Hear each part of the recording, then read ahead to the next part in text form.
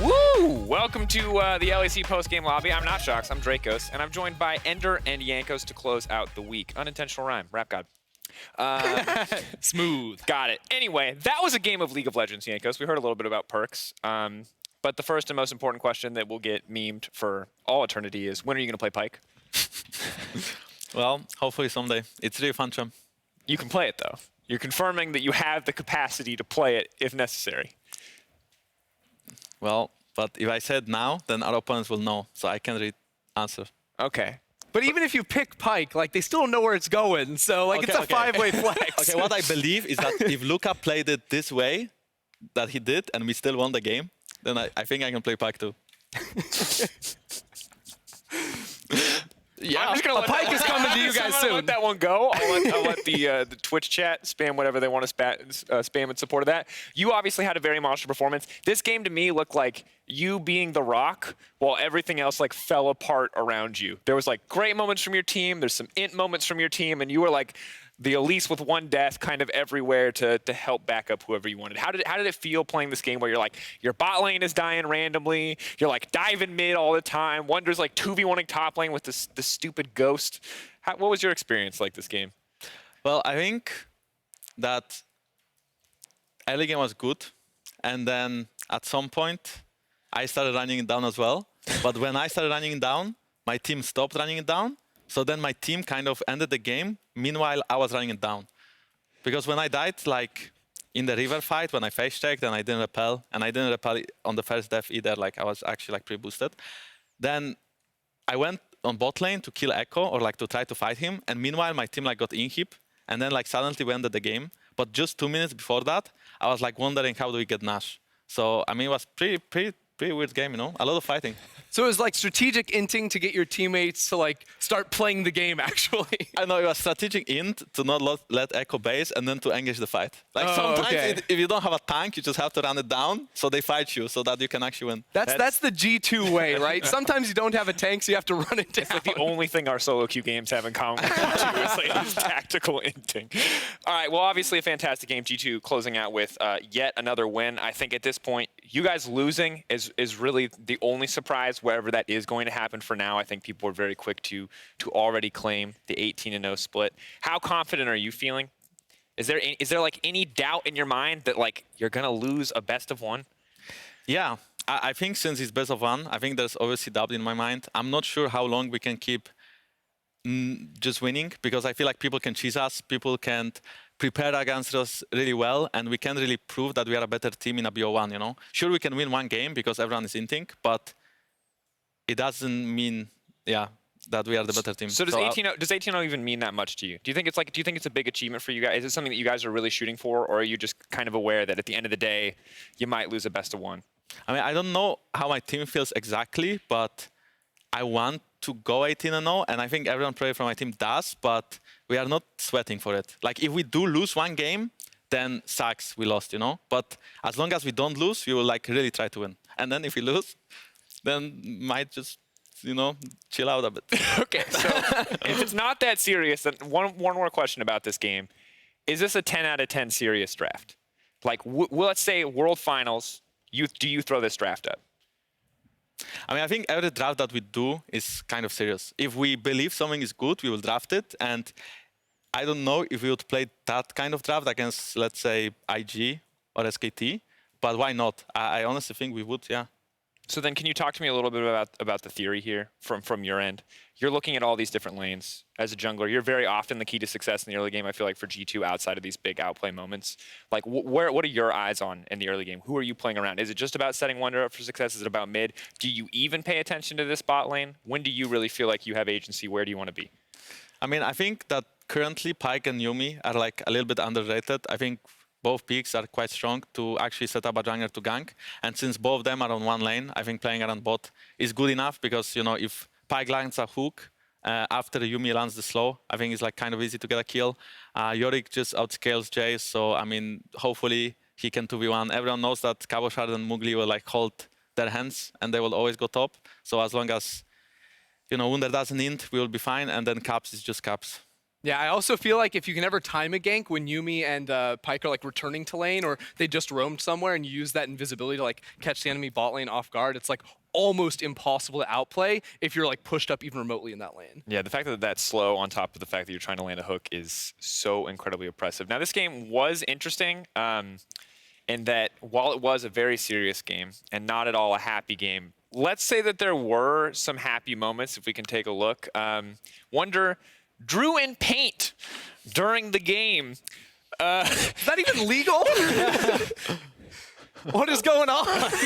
Like, that's what I'm thinking. One, not great paint handwriting. No. I'll be honest. Could have typed, I assume. It's been a while since I've used paint, but this is peak G2 esports to me, if I'm honest. This moment right here, this drawing in paint, walking back to top lane. Yeah, and to be fair, I feel like Wonder was just sort of like on an island while like you guys like diving bot lane, getting kills, sometimes dying. He's like, I'm just gonna push with my shovel, start whacking those towers, and eventually get something done. But that was definitely a top lane island. What is going on type of game. Would you draw an MS Paint at any point for Pro View? Is that like? I think it's pretty good. It's pretty funny actually. Like, he told me after the game, so I was aware, but I didn't know. I thought he did it at the end and not like in the middle of the game. So I can respect it. Like, what would you be thinking 15 though? minutes Like, in game. imagine you just turn and look at his screen for half a second during the game, and he has MS Paint open, and he is drawing it. Like, what do you say to that? Well, I would know that the game is won. If someone is like not stressing out and just like painting something in paint, meanwhile playing the game, then he's really relaxed, right? And if he's really relaxed, that means everything is under control. Yeah, I also saw you guys wishing happy birthday to Carlos and all chat at the start of the game. So, got to keep the owner pleased. The memes keep coming. Yeah, I think assume- Jizuke did you also do the other said thing happy that you're always supposed to do forever. Oh no, we just do it, because we want to. Okay, cool. For sure. That thing that I'm not going to say again on broadcast No one anymore. told me to do it. Really? Okay. I'm going to be honest, gentlemen, I've completely lost my train of thought. Oh, I want to check at some point if we can with our league officials, if that's allowed. I don't actually know. And while I love MS Paint drawings, I don't want to like promise our audience more MS Paint drawings as we move forward. So we're going to move on, but I'll keep you guys updated. We'll find out if that's allowed because after 2 weeks, Fnatic are still undefeated, along with G2, unsurprisingly, followed by a group of teams with 2 wins. Lots of 2-2s in the league thus far. But you guys are undefeated. Is there any other team that you feel like should be in the top 3, top 4 right now? Or is it really as even as it looks in the standings, Yankos? I think so far it's kind of even because looking at all of those teams, I actually don't know who would be the third team. I think Fnatic improved a lot, and I think right now they are playing pretty good. I don't think they will beat us, but I think they're playing good. And except for that, all of those like kind of mid-tier teams, they have like strengths and weaknesses, but none of them is like special. And then yeah, Excel and Vitality are just like kind of. Yep, that's probably the best way to describe it right now. It's you it's had pretty stronger painful. words, but I had very strong words, but I feel think like that sums it up. summarizes pretty well. it pretty nicely. Yeah. We'll do that a few more times before the show's over. But it's good that we talk about Fnatic because, surprise, it's the match of the week next week. It's the biggest matchup of the summer split so far. 2 most successful teams in EU history clash on the Rift, G2 versus Fnatic. And guys, top 2 teams in Europe right now, you already mentioned it. Yankos, you already said, like, look, still think we're going to win. Ender, what's your thoughts? G2 versus Fnatic. I mean, G2 obviously have to come in as the favorites, but I think like the way Fnatic have been playing is really interesting too. Because like when I think about them in the spring split, it was like always, let's just put 1 million resources into Reckless down the bottom lane, which made them pretty easy to predict and play around. And now I feel like they've shown the ability to go through all 3 of their different lanes. So there's a lot of ability for both these teams, I think, to like spread out and go wherever they want on the map. And I'm expecting a bloody game. To me, looking a lot like 2018 Fnatic is back to a certain degree. Like, bam, mid lane gets ahead, and then just everywhere on the map. Is there anything in particular that you're nervous about, Yankos, going up against Fnatic? Any kind of, like, pressure? I mean, I think that they do have a better grasp of the meta right now that they did back in Spring Split. And I also think that mid-jungle is playing better together. I don't think that they changed their playstyle. I still think they play a lot to bot lane. I still think they play a lot to Reckless and Hylissang. And I also think Hylissang is like smurfing on the map. So obviously they're getting those wins and they are playing well on the map as well. But I mean, it's nothing that we don't know. Like looking at their games, I know we can do same as them and better.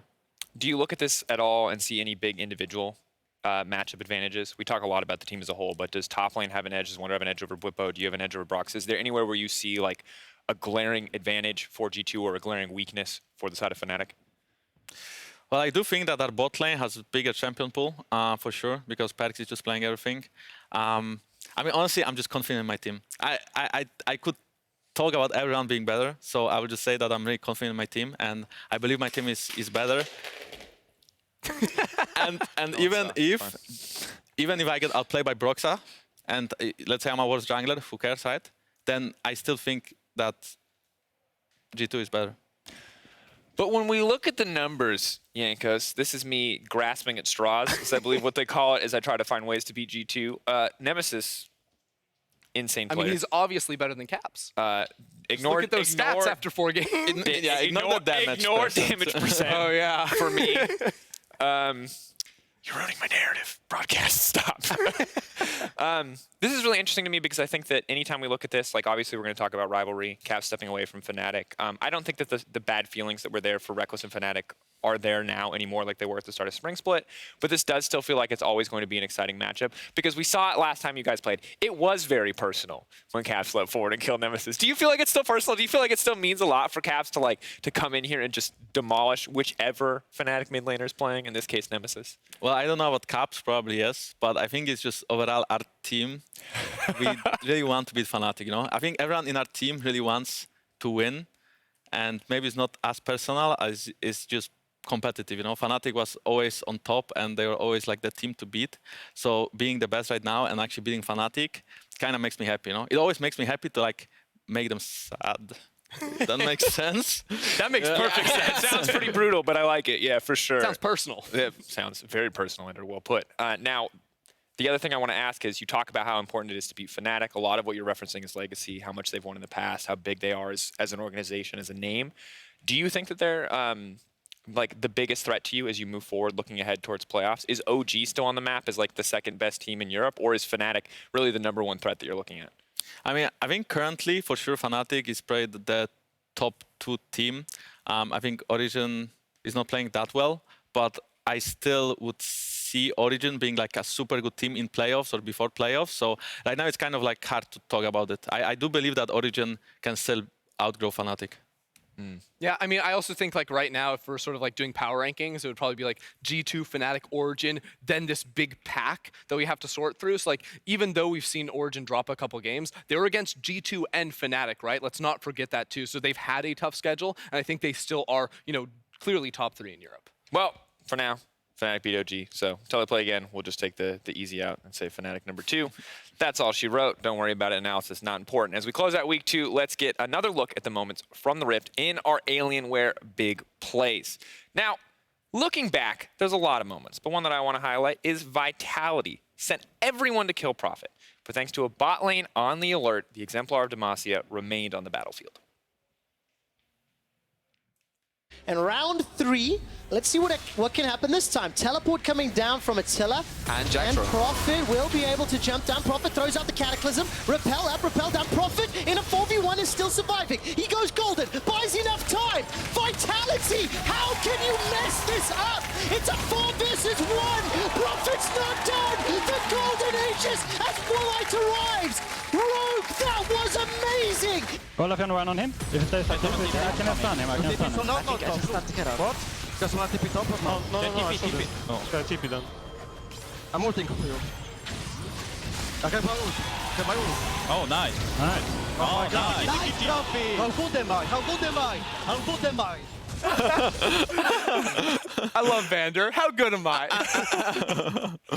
Vander's feeling it. We saw him on stage earlier today playing 1v1s and like losing his mind. Very excited. I like seeing Vander feel alive. Yeah, because you've played a lot with Vander. How do you feel about his performance thus far? I think he has been playing really well. I'm actually surprised because I did not expect him to actually play this good, but I think he has been playing really well. I mean, good to see, and that's a highlight montage that's a highlight moment that I think will live on for montages for the entire season. Now, there is nothing more deadly in a team fight than a Kenneman ultimate, and especially the ones that you cannot see coming. And Schalke, they learned this firsthand. They learned it the hard way when Vizicachi dunked them. There's the TP behind, the jump in, the arrow's gonna land, but it only hits onto Ignar. Now Trick is putting Xerxes off the back of the fight. Chachi's on the wrong side of this. Already Humanoid is down, and Chachi can't even join the fight in time. Norscarin trying to get away, but Kobe just doesn't have the damage. Schalke continues to push forward. Here comes Chachi! Slice them up, dice them up, feed them to your team! I can flash this too. Yeah. Just keep kiting, keep kiting. Yeah. I could go. Okay. Okay, look. Hit scanner, scanner. Yeah, look. Saber, look. Nice, touchy. Nice. Can I get Nash? Missed all bit. Okay, nice. Get Nash?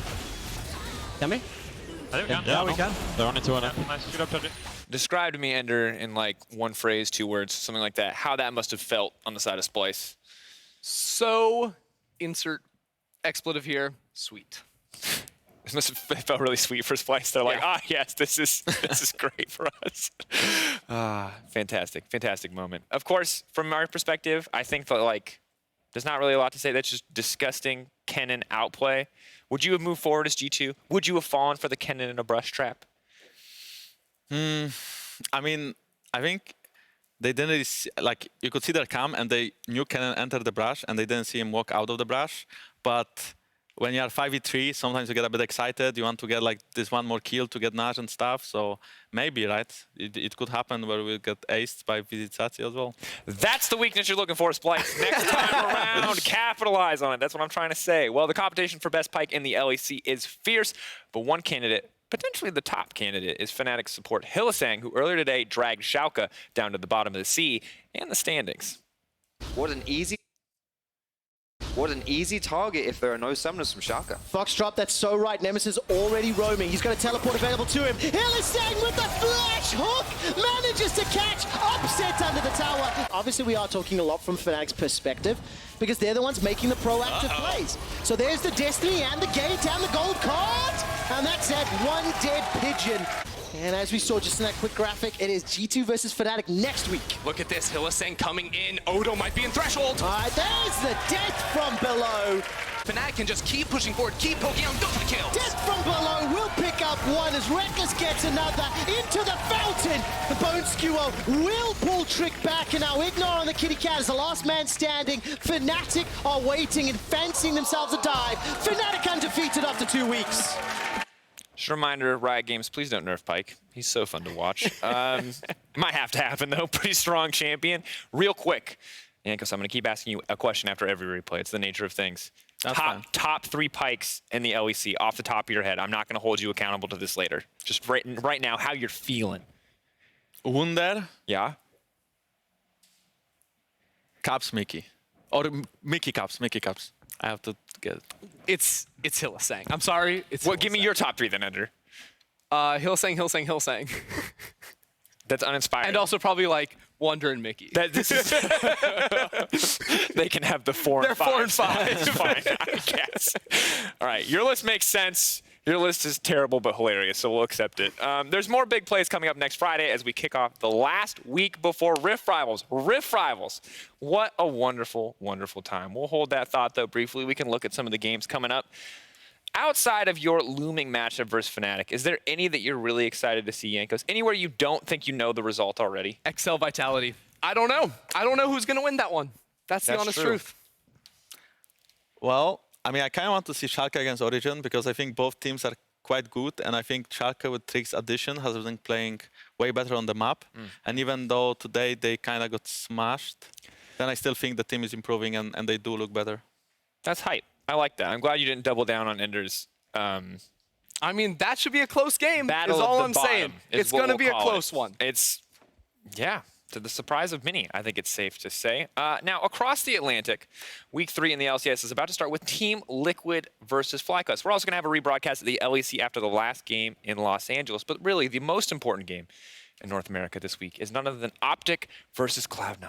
4-0 Optic. We live in the Optic golden era for the LCS. You guys feeling it? Optic fans yet?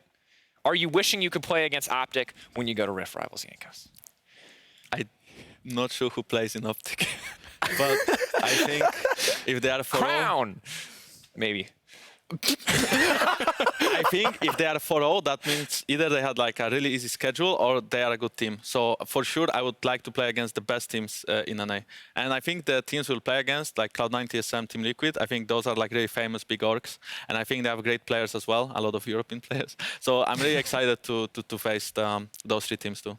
Yeah, I also feel like when you go over there, you'll have the opportunity to like scrim some other teams if you want as well. So maybe an Optic gets in the mix right there. You have plenty of options there to get some experience against teams that you don't usually get to play. Yeah, and some European mid laners you haven't seen in a while. There's 6 of them Korean playing in that players you haven't tournament. seen in a while. What a wonderful time. Rift Rivals. That's the name of the game. Coming up next week, of course, week 3 for both respective weeks, week 4 for the LCS before we kick into Rift Rivals. But that was all from us here in week 2 of the summer split. Thank you so much. We're going to be back next week for more action in the LEC, and we'll see you all then.